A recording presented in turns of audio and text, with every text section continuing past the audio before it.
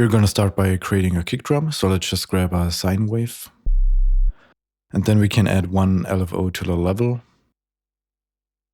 Set this to envelope mode and draw in a shape like this.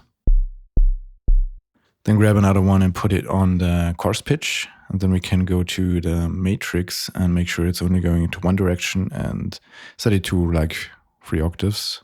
Also set it to envelope mode.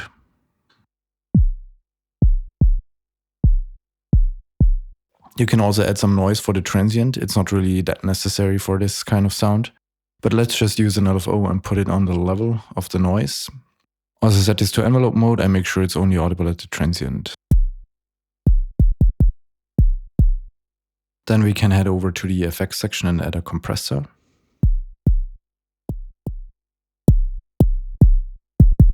And then we can already insert our reverb. So we can either use the reverb or the convolve in Serum. I prefer the convolver and one of these massive impulse responses. Cathedral in the Sky is the one I like the most. And let's just add a compressor afterwards.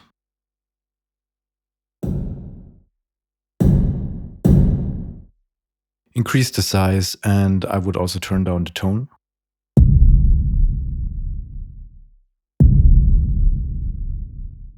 Then I would put an equalizer at the end of the chain just to shape the sound and clean it up.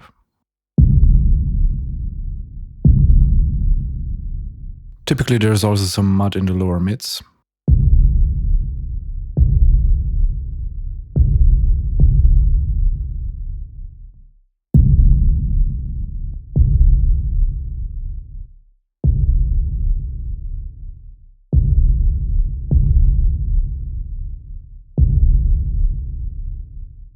And then it's about playing around with changing the sound before it hits the reverb.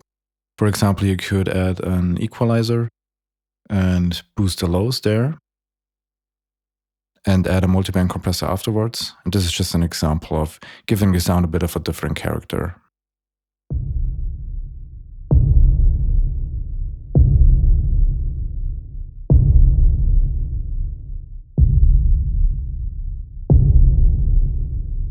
You can also play around with adding tonal elements to the sound. I would typically do this in a separate instance for more flexibility, but you can also try doing it in the same.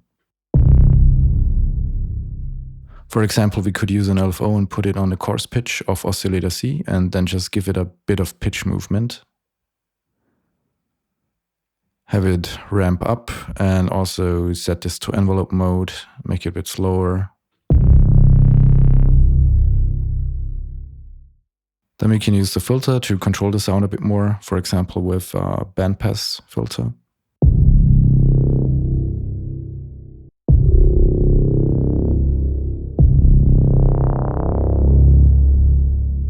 And then of course, if you have any stock reverbs or third-party reverbs available, then you can deactivate the convolver in Serum and just use any reverb you have available. I like reverbs where I have a lot of control over the sound. So for example, Cinematic Rooms Professional in this case. I can adjust the room settings, for example, or also use the internal EQ, but just play around with whatever you have available as an alternative to the Serum internal reverbs.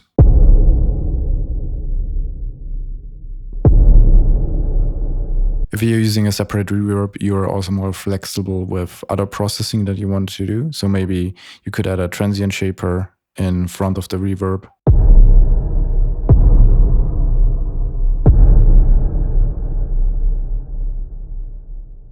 Something I also like to do is adding a bass enhancer plugin after the reverb.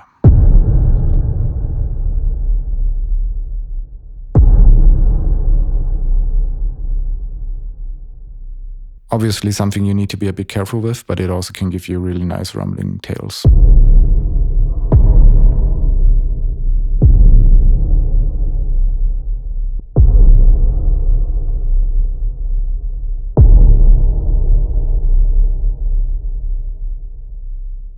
And of course, if you want to get more interesting booms, you can also layer them with other stuff.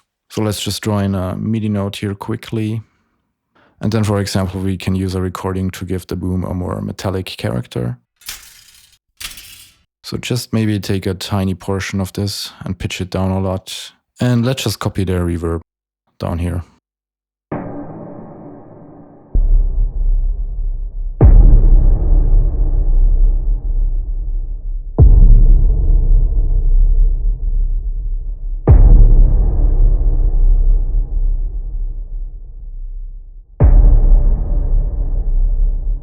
I hope this helps and gives you some inspiration, and see you in the next one.